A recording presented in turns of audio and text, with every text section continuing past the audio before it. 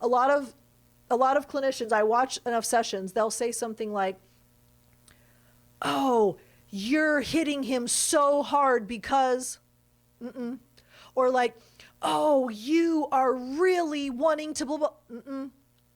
Just, you're kicking him really hard.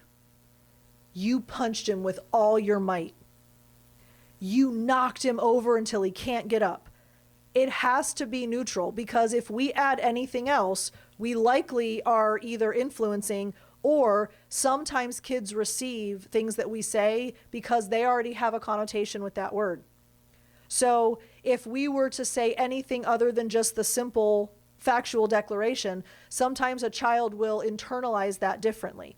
Like, I don't say this stuff, so it's so hard for me to think of an example, but a therapist might say something like, you kicked him really hard. Oh, here we go. You kicked it really hard so it would crash into the shelves.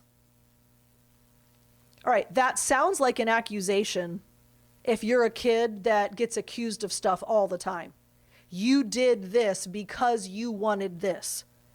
He kicked it and it crashed into the shelf. We don't know if that was the intention. We just know that he kicked it really hard and it slammed into the shelf and a whole bunch of stuff fell off. But if we were to say, you kicked that so hard it knocked stuff off the shelf.